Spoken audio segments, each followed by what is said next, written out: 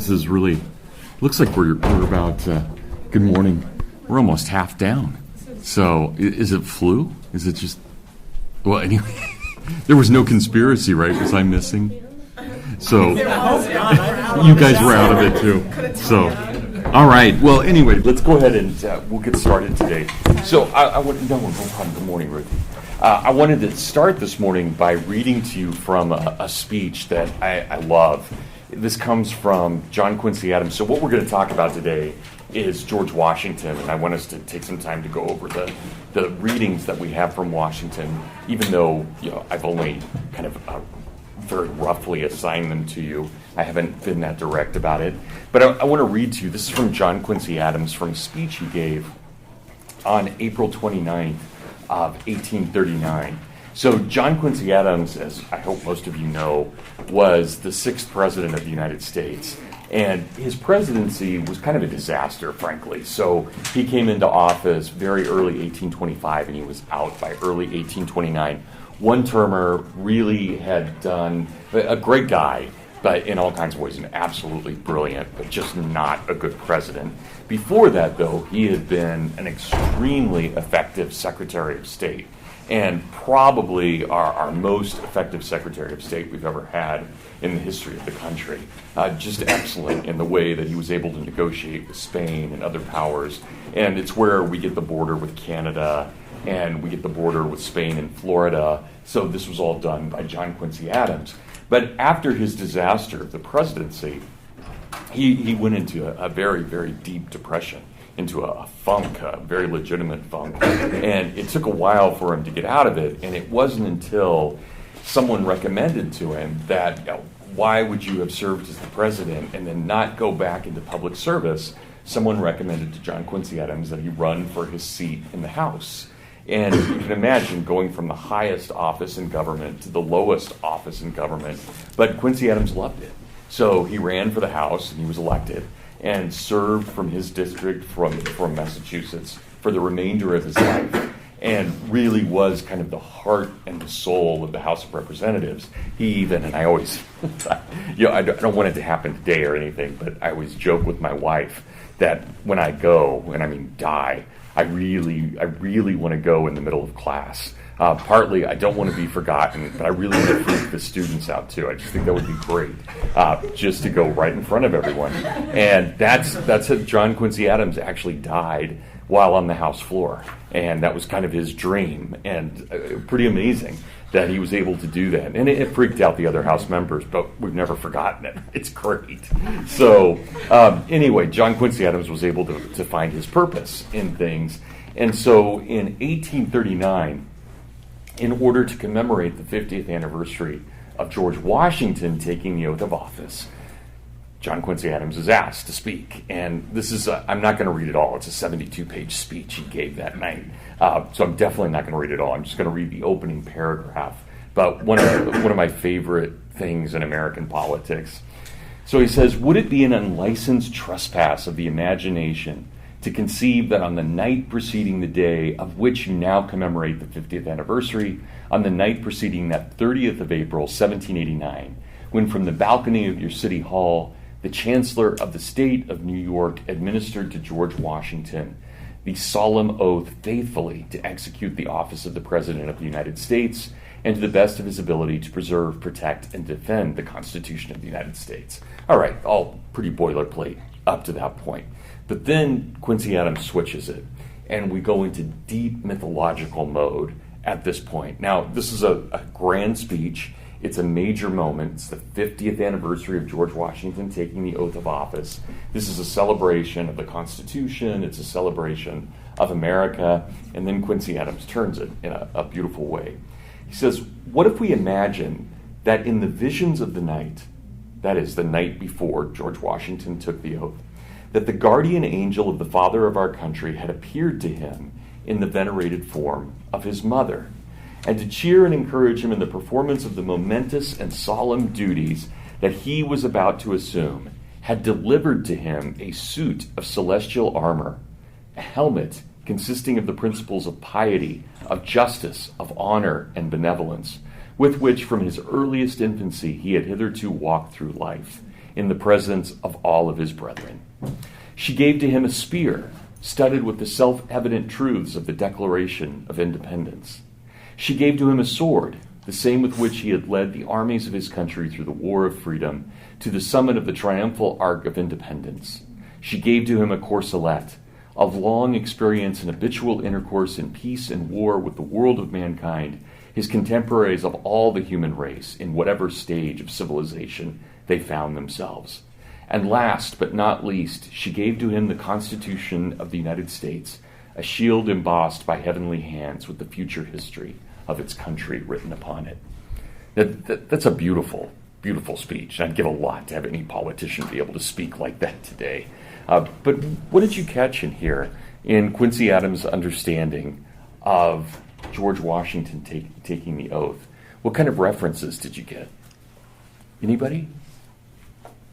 Yeah, Ruth. Kind of like, I think it's Achilles. Yeah. The Iliad, like getting all these. Isn't it exactly? Special pieces of armor. Yeah, absolutely, Ruth. Right? This is the descent of Venus down not just to Achilles, but also to Aeneas, right, later on. And we see that, I mean, this incredible suit of armor that's being brought down. All right, what else? What about those of us from a Christian background? What do you hear? Yeah. It's like the armor of God, like blessed righteousness, all that kind of stuff. Yeah, this is Ephesians 6, right? All of that. So let me just read to you what we have for both of those. So from what Ruth and Camden said. So this is from Ephesians. Finally, brethren, be strengthened in the Lord and in the might of his power. Put you on the armor of God, that you may be able to stand against the deceits of the devil. For our wrestling is not against flesh and blood, but against principalities and powers, against the rulers of the world of the darkness, against the spirits of wickedness in high places. Therefore take unto you the armor of God, that you may be able to resist in the evil day, and to stand in all things perfect. Stand therefore, having your loins girt about with truth, and having on the breastplate of justice, and your feet shod with the preparation of the gospel of peace, and in all things taking the shield of faith, wherewith you may be able to extinguish all the fiery darts of the most wicked one, and take unto you a helmet of salvation and the sword of the Spirit. It's directly from that. All of that armor and what it is that we resist, these powers and these principalities. But then we'll get to Ruthie's point and the idea of the shield and what happens here. And this is one of my favorite moments in all of literature, the moment where Venus descends upon her son. Now, I don't know how many of you have had a chance where you're at right now at the heritage courses to have taken heritage, and if you've read the Aeneid, it's an incredibly good story. It's one of those classics that never gets boring. It's actually more interesting the more often you read it. So unlike a lot of classics, which I think are dreadfully dull, this one is not in the least. It's excellent. And what we have in the story, for those of you who may remember it, you have this figure of Aeneas, this great champion of his civilization, of the Trojans, but the Trojans are deceived by the Greeks. And the Greeks bring this horse in the middle of the night, this huge wooden horse, and the soldiers, the Greek soldiers, descend from it, and they attack the women and the children in Troy, and they just create widespread devastation to the point where they've essentially committed genocide against the Trojans. And only Aeneas and 3 ships of warriors remain. So they go on this 3-year trip where they're trying to figure out where can they replant their civilization.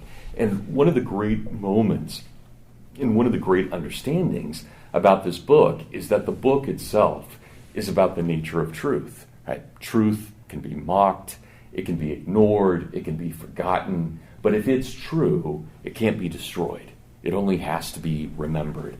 And that's really the great lesson of the Aeneid, that you can always replant your civilization in any soil. Right? You can keep moving because the soil itself is merely a means to an end. It's the civilization that matters. So Aeneas takes his men. They have this grand adventure through North Africa and some pretty R-rated stuff as well. And then they end up on the Tiber in Italy. And when they're there, they find out that, of course, it's not unoccupied. There are all these Latins, these Romans, our modern Italians. They're all there in ancient form. And so he can't just take this land. and they go to war, the Latins against the Trojans. And ultimately, in order to decide the victory, Venus, who it turns out is actually the mother of Aeneas, though he doesn't know this, she descends and gives him this suit of armor. Now, just think about this for the American perspective for a moment. Think about John Quincy Adams. We've already got the whole idea of Ephesians. But how would the story of the Trojans versus the Latins, how would that make sense to the Americans? How would they see that? What would our equivalent be?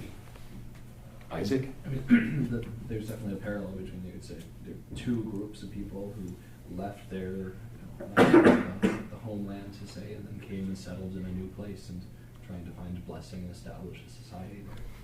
So who would the Latins be in that scenario? That'd be the natives? Yeah, the American Indians, right? It's the same story. So they understand this idea of replanting your civilization.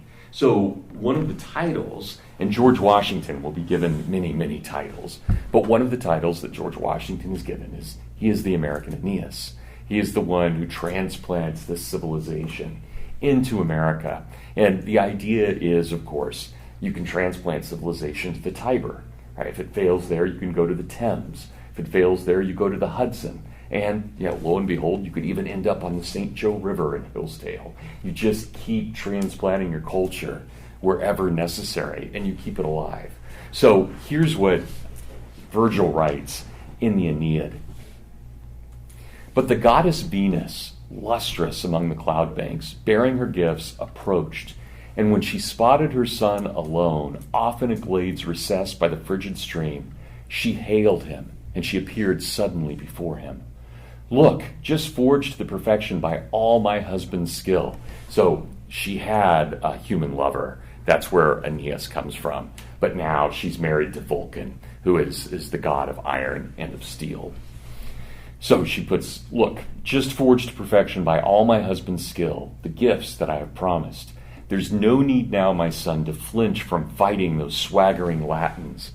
And with that, Venus reached to embrace her son, and the brilliant armor was put down before him under a nearby oak. Now, there's a lot that's important there. Anybody know what our cemetery that we have right up here, the beautiful, gorgeous Protestant cemetery right up here is called? Anybody? You guys walked up there? You should walk up there. Definitely. Maybe not today. It's 11 degrees out, but you need to go up there. It's only 3 blocks north of the Dow Center. It's called Oak Grove. Now, what's important about the oak in mythology? What happens under the oak? Anybody know? Whose tree is the oak? What god? He has a huge hammer, if that helps. And he has a day named after him, and it was yesterday. Yeah, John. Thor. Yeah. So, right, this is Thor. And Thor is the god of justice. And as the god of justice, with his tree being the oak, whenever the Anglo-Saxons would meet, they would always meet under an oak tree. It was critical that they meet under the oak tree. And it's important for us at Hillsdale because when Ransom Dunn, the great historian here in the 1840s and 50s, when he founded the Republican Party, they picked a grove of oaks in Jackson, Michigan. They went up to a grove of oaks. Now, unfortunately, it's a Walmart parking lot. But it was a very significant place at one point where they met under the oaks there. And they wrote the platform for the Republican Party. Now, it's pretty amazing. We have all of these connections here. And again, our cemetery is Oak Grove for a reason. So here we have Aeneas receiving these gifts under an oak tree. Aeneas takes delight in the goddess's gift and in the honor of it all, and he runs his eyes across each of them, piece by piece. He cannot get enough of them. He is filled with wonder, and he turns them over, now with his hands, now with his arms. There, the terrible crested helmet, plumed and shooting fire, the sword blade honed to kill, the breastplate, solid bronze, blood red and immense, like a dark blue cloud engulfed by the sun's rays and gleaming through the heavens. And there the burnished greaves of electrum, smelted gold, that spear and that shield, the workmanship of the shield, No words could ever explain its power. For there upon the shield was written the entire story of Italy, Rome in all of her triumphs. For there the fire god had forged them, and he was well aware of the seers, and he was schooled in the times to come, and he knew all the orders of the generations and all the wars that they would wage. It's just stunning in every way. And imagine, and Camden, this kind of makes us question Paul to a certain extent. This is 50 BC. Paul's writing his letter to the Ephesians about 50 AD. So clearly Paul is also referencing the Aeneid, right? That is unquestionable that he's referencing the Aeneid. And fascinating that Paul would take that imagery, and of course those of us who are Christian, we assume this is the Word of God, but that Paul would use that imagery, and then we see that continuing later on. It's stunning in every way. And then to have John Quincy Adams in 1839 have this image of George Washington be this figure, it tells us a lot about Washington. So I'm a huge, to the point where it's probably kind of weird, I'm a huge George Washington fan. I think this is one of the greatest men who has ever lived. I think he is extraordinary in every way. But I want you to recognize, and in ways that we don't get today, that he was not just extraordinary in memory, he was truly extraordinary in his life. He was one of these figures that no matter how many stories we made up about him, and there were lots of people like Parson Weems who made up stories about him, but no matter how many stories you made up, bless you, Ruth, you would never quite be able to be as great in your storytelling as Washington was in reality. He was an amazing figure, and he's one of these guys, in politics and in statesmanship, he's the equivalent to Mozart in music. Right? We just don't see these people in history very often. They arise only every once in a while. So how many of you had to read, when you came into this college, how many of you had to read the whole Brookhiser biography of Washington? Okay, so quite a few of you. And so I want to jump forward just a little bit. I love this one moment, and I get this from the Brookhiser book, but I love this moment where George Washington is heading up to take the oath of office. So this is in the spring of 1789. Obviously, he takes the oath of office on April 30th, but in the spring of 1789, he leaves Mount Vernon, and he rides his horse up to New York, where he's going to take the oath of office. And when he gets to Princeton, New Jersey, and there's a famous bridge right there, when he gets to Princeton, New Jersey, Washington comes over a hill on horseback, and there are hundreds, if not close to 1,000 women dressed in white waiting for him. You guys remember this story? Love this story. You cannot make this stuff up. And he comes over the hill, and there are all these women in white. And they have this banner, huge banner across the bridge there at Princeton, that says, "The defender of the mothers will always be the protector of the daughters." Now, I suppose in 2020 we could call that a little sexist, but maybe more than a little. But it's still fascinating, right? So the defenders of the mothers will be the protectors of the daughters. And as Washington starts approaching the bridge, these women all in white start singing for him. And they're praising him. And I'm not going to sing the song. You wouldn't want me to. But the lyrics are great. "We welcome our mighty chief once more. We welcome him to this grateful shore. Now no mercenary foe will ever aim the fatal blow, will ever aim at thee the fatal blow.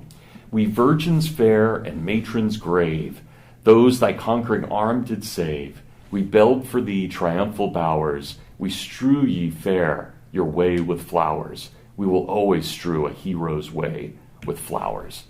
Now, that's crazy, and that's wacky and wild, but can you imagine? Can you imagine a similar group of women showing up for Donald Trump or for Barack Obama?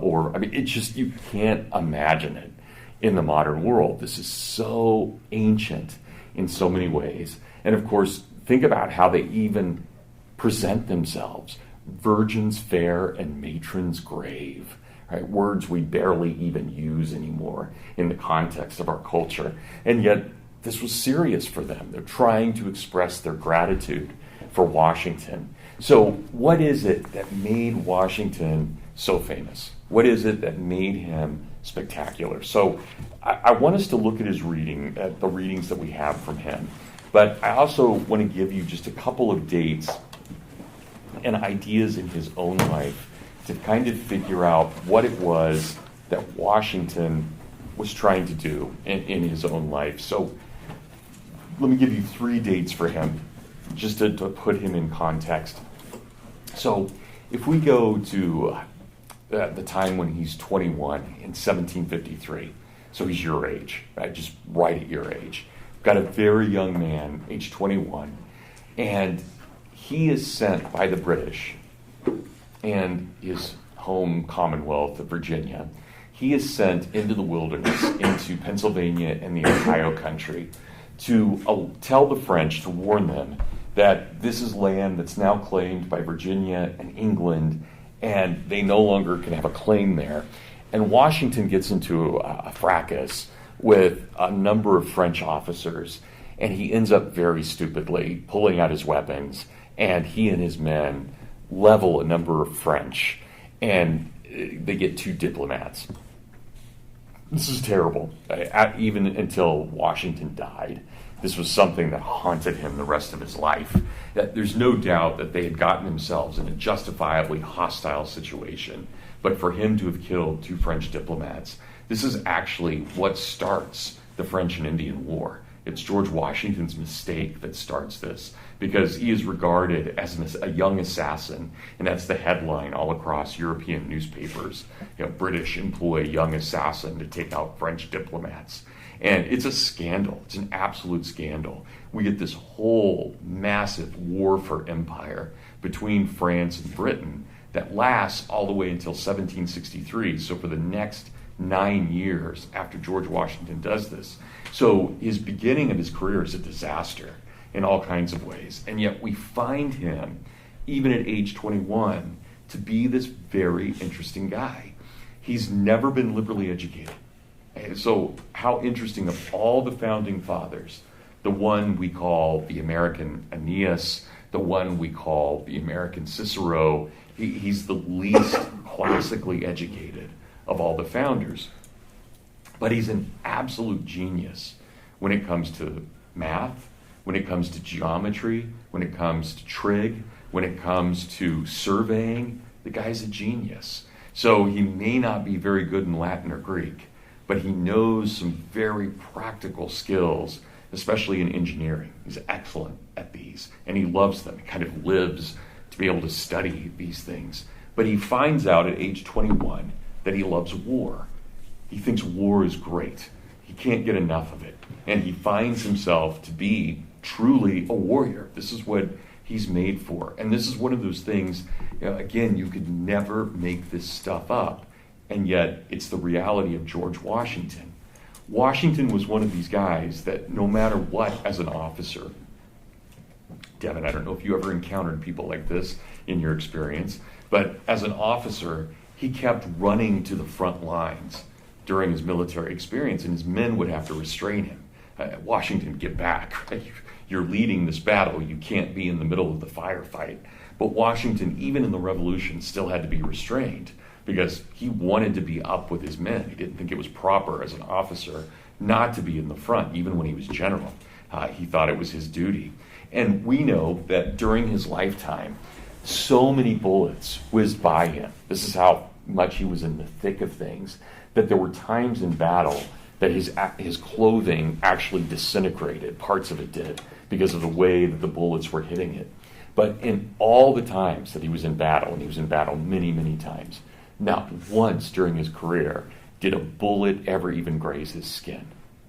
So there seemed to be, and he gets the nickname, not surprisingly, the American Achilles. Right? He seems to be indestructible. And how do you account for that? You can't make this stuff up. It's just real.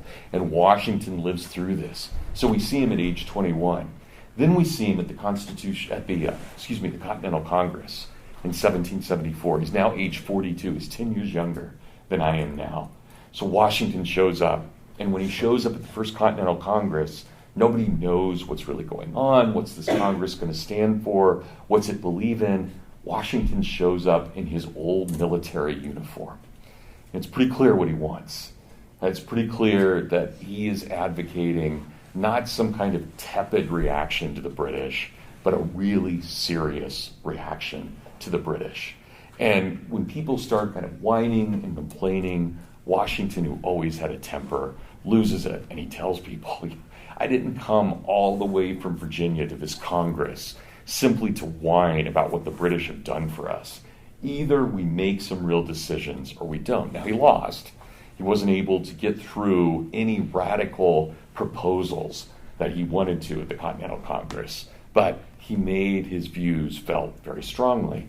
And it's not surprising that 2 years later, or a year later, when the Army is commissioned, they name George Washington to be the head of that army. We see him then age 43, 44, 45. And what do we find with Washington? Washington is this charismatic figure who is able to keep together, barely able to keep together, this Continental Army with almost no money and almost no support. But Washington does whatever he can to keep this thing working and to keep his men together. And this is why we talked about Cato, because Cato, a tragedy, is really for him the kind of the idealistic glue that holds together that army during those winters and during all of those terrible things. Washington there serves both as Cato as well as Juba, trying to keep all of that together. And then we can jump forward again, and we find him age 56 at the Constitutional Convention. And now he's 4 years older than I am. Think about who this guy is, everything that he's been through at this point. And what is Washington more than anything else? What does he want to do? He simply wants to retire.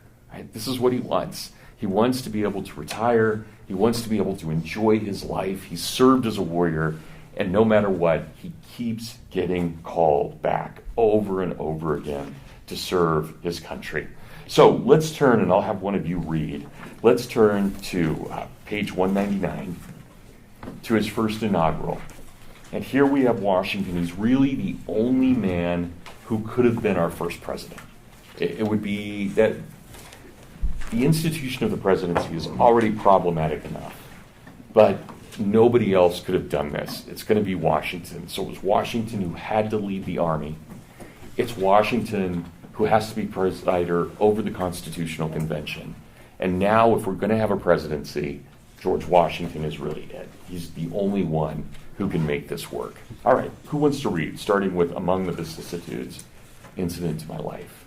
Sonia, would you mind? Yeah, I'll go for That'd be it. great. Thank you. Among the vicissitudes incident to life, no evident could have filled me with greater anxieties than that of which the notification was transmitted by your order and received on the 14th day of the present month. On the one hand, I was summoned by my country, whose voice I can never hear but with veneration and love, from a retreat which I had chosen with the fondest predilection, and in my flattering hopes, with an immutable decision, as the asylum of my declining years.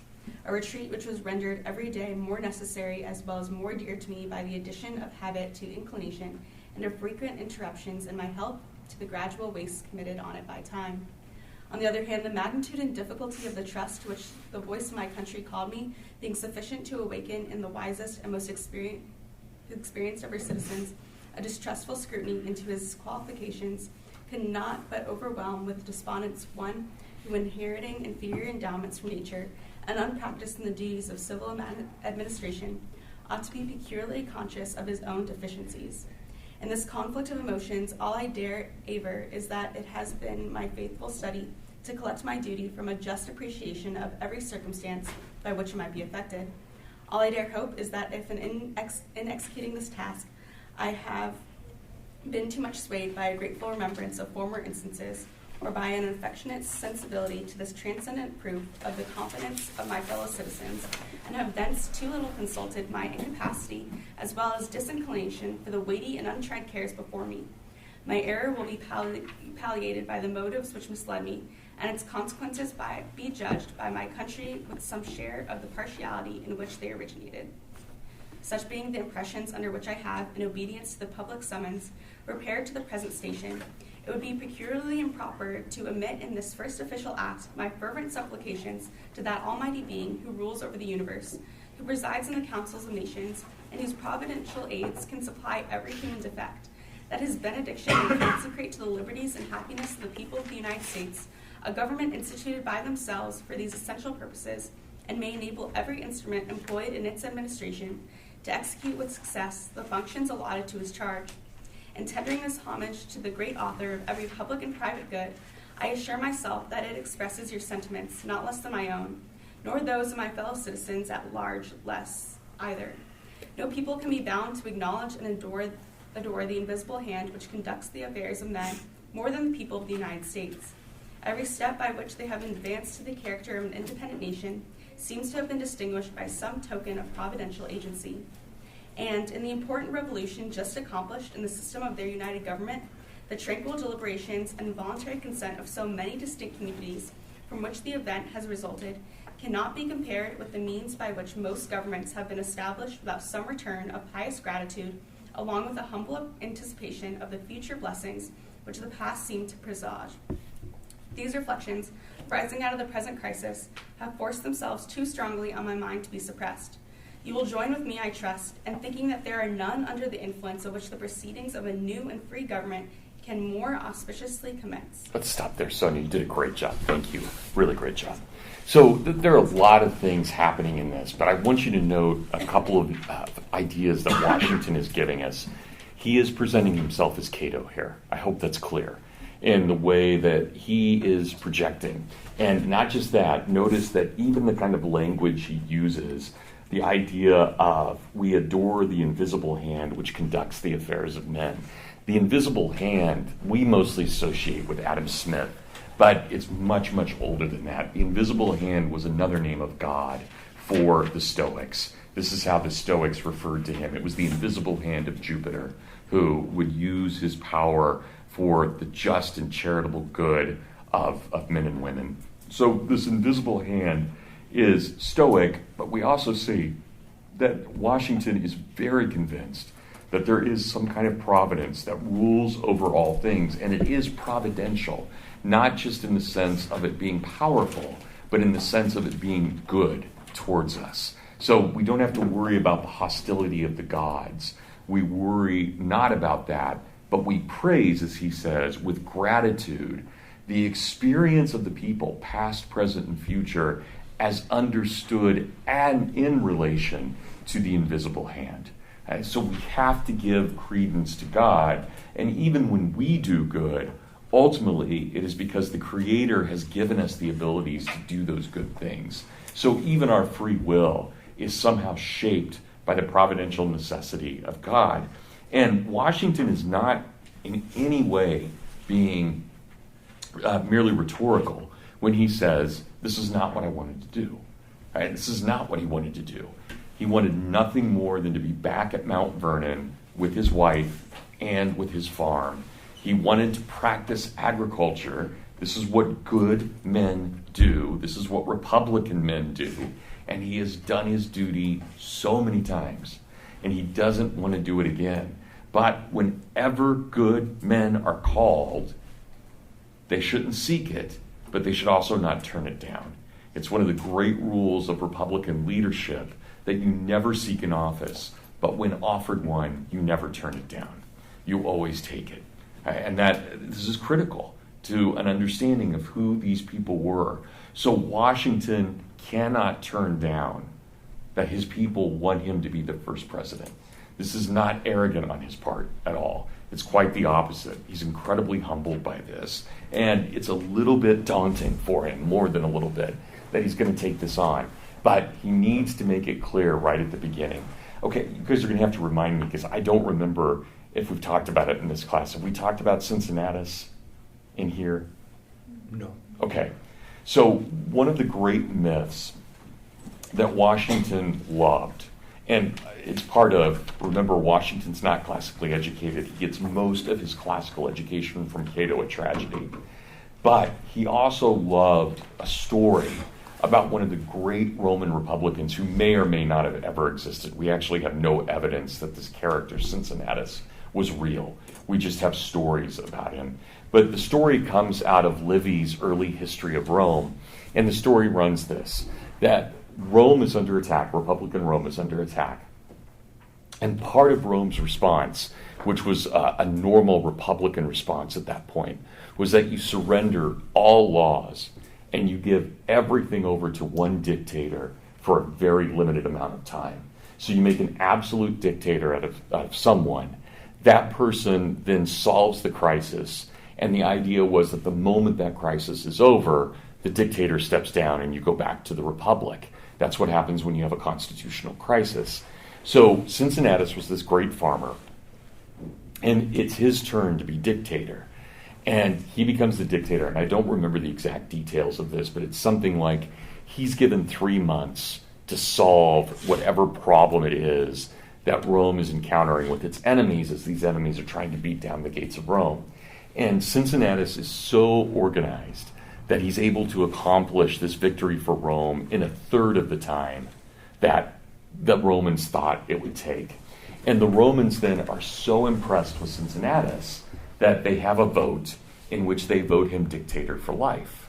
So they're going to suspend the republic permanently. And Cincinnatus is so furious about this because it violates everything that the republic stood for. The story is that Cincinnatus called all the people of Rome together in the city square, and in that square, he took his sword and he threw it down to the ground. And he said, even if I were a great dictator, you people would not be worthy of me.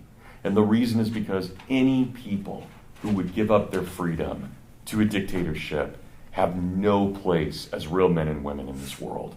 And I'm so disgusted by you, and he spits at him. Yeah, very Italian. He's so disgusted that he picks up his plow. Why his plow happened to be there doesn't really make a lot of sense. But he picks up his plow and he marches back into the country, and he says, I would rather farm than spend another moment with you people. And that becomes the great Republican model. The ideal that when you are called, you always do your duty. But the moment that you have served and done your duty, you go home. You don't linger.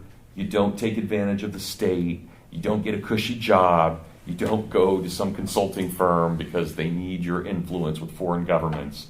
You go home. And that's it. And Washington loved that image. He thought this was the great image of a true human being. This is what you do. So that's when he keeps saying, I only want to retire. He is telling the people he wants to be like Cincinnatus. Don't keep making me do this. Right? Please stop at some point. At some point, I can't do this any longer. And frankly, I'm running out of ability. I've used what I can. So he's being very humble about this. It sounds arrogant, but it's not. It's the opposite. He's trying to present in a kind of ritualized form, how can you be humble in this Republican society? Allie, would you mind reading from here, finishing? On page, I didn't mean to catch you off guard there. On page 200, right at the bottom, by the article establishing. By the article establishing the executive department, it is made the duty of the president to recommend to your consideration such measures as he shall judge necessary and expedient. The circumstances under which I now meet you will acquit me from entering into that subject farther than to refer you to the great constitutional charter under which we are assembled, and which, in defining your powers, designates the objects to which your attention is to be given. It will be more consistent with those circumstances and far more congenial with the feelings of which actuate me to substitute in place of a recommendation of particular measures the tribute that is due to the talents, the rectitude, and the patriotism which adorn the characters selected to devise and adopt them. In these honorable qualifications I behold the surest pledges that as, on one side, no local prejudices or attachments, no separate views or party animosities, will misdirect the comprehensive and equal eye which ought to watch over this great assemblage of communities and interests. So, on another, that the foundations of our national policy will be laid in the pure and immutable principles of private morality, and the preeminence of a free government be exemplified by all the attributes which can win the affections of its citizens and command the respect of the world. I dwell on this prospect with every satisfaction which an ardent love for my country can inspire. since there is no truth more thoroughly established than that there exists in the economy and course of nature an indissoluble union between virtue and happiness, between duty and advantage, between the genuine maxims of an honest and magnanimous policy, and the solid rewards of public prosperity and felicity. Since we ought to be no less persuaded that the propitious smiles of heaven can never be expected on a nation that disregards the eternal rules of order and right, which heaven itself has ordained. And since the preservation of the sacred fire of liberty and the destiny of the republican model of government are justly considered as deeply, perhaps as finally staked, on the experiment entrusted to the hands of the American people. Besides the ordinary objects submitted to your care, it will remain with your judgment to decide how far an exercise of the occasional power delegated by the 5th article of the Constitution is rendered expedient at the present juncture by the nature of objections which have been urged against the system, or by the degree of inquietude which has given birth to them. Instead of undertaking particular recommendations on this subject, in which I could be guided by no lights derived from official opportunities, I shall again give way to my entire confidence in your discernment and pursuit of the public good. For I assure myself that, whilst you carefully avoid every alteration which might endanger the benefits of a united and effective government, or which ought to await the future lessons of experience, a reverence for the characteristic rights of freemen, and a regard for the public harmony, will sufficiently influence your deliberations on the question how far the former can be more impregnably fortified, or the latter be safely and advantageously promoted. Okay, let's stop there. You did a great job, Allie. So I want you guys to look at this one paragraph that Allie just very nicely read, and it's that first full paragraph on page 201, starting with, I dwell on this prospect.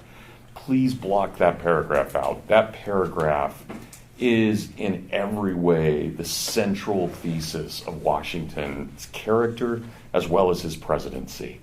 All of this, and he's giving us here not just a Christian understanding of morality, but once again, like on the previous page, a deeply stoic and Western understanding of what morality is. So if we truly love our country, if we truly love what this country can do and what it can inspire, we always have to remember, he says, look there on lines 11 and 12, that there is always a union between virtue and happiness.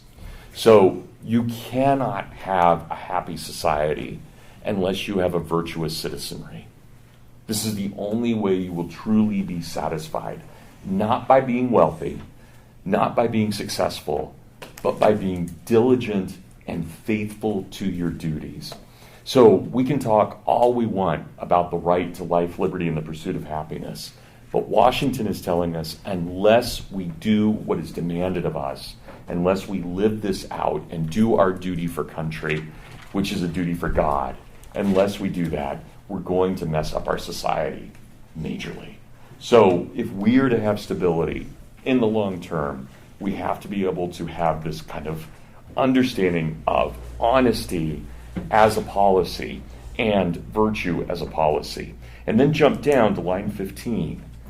Any people that ever disregards the eternal rules of order and right, which heaven itself has ordained, well, then we can gain nothing. And we have to follow those eternal rules. So Washington is making an argument here for natural law, for natural rights, and for common law all at once. All of these things are coming together for him. Okay, any final questions? I know we've still got about 6 minutes, but I'm going to end class a little early because I've got to end the next class early because I've got a thing for the college up at Rockwell Lodge, so I've got to get going. I don't want to get too far out. So, yeah. It was earlier in the lecture, but when Washington first did the thing with the French where he killed the 2 diplomats, yeah. Why did, like obviously when he stayed in power, he became a great man, but why did he stay in power after that? Like if he did that, like... Yeah, that's a great question. There are a lot of reasons that he was able to, but it had to do with the fact that once the war started, basically every able-bodied person was needed. And Washington understood the terrain, and he also understood the way the Indians fought, and the British didn't. So he'll gain a whole... And some people defended him at the time. Franklin defended him. Others did as well. They thought, look, he shouldn't have killed those guys, but it was a legitimate firefight, and he ended up targeting the wrong people. So, yeah, no, thank you for that. Okay, guys, so for Monday, since that's our last day before the exam, make sure that you've read the both Washington pieces that we have. So I want you to read his farewell address in addition to what we just read, and make sure that you've read Edmund Burke. So we're going to spend our time talking about Burke on Monday. Okay? So have a great weekend, everybody, and thanks. Good stuff. They've got the Washington thing starting on Sunday on the History Channel. Oh, right. I think it's at 7 or 8. Yeah, okay. That's great. We'll be back Sunday morning, so. I really want to be excited for it, but it's. Oh, we'll see. With the History Channel, it's either You never know. It's either a hit or miss. That's right. It could be really good or really bad. I have great books right before this, at Yeah. 9, and we talked about chapter 8 of the. Are you serious? Yeah, 2 Oh, I days hope we you read didn't get that. bored. So I was just whoa. We literally read the whole That's passage about providential, the Al. shield and I the woke up Romans before and this stuff, and I was class, oh my gosh, you were Somehow you're supposed to pretty know short. yeah. Yeah. So You got it's meds. that's You just got I that remember part. that Well, it's now I this know what to morning. ask on your midterm. Oh gosh. That's great. Thanks for reading. You're gonna do a study. Sorry for creeping in late. Not at all. I had car Not a problem. problems. You actually weren't the only one. There are a lot of people who came in late. Okay, So. thank you so Yeah, much. no problem. Is your car okay? Yeah, the battery just died, and then tire light came on as I was driving it around. So I'm Well, gonna go take care be of that. safe. Yeah, do. Okay. you. Have a See you good later. Thank you.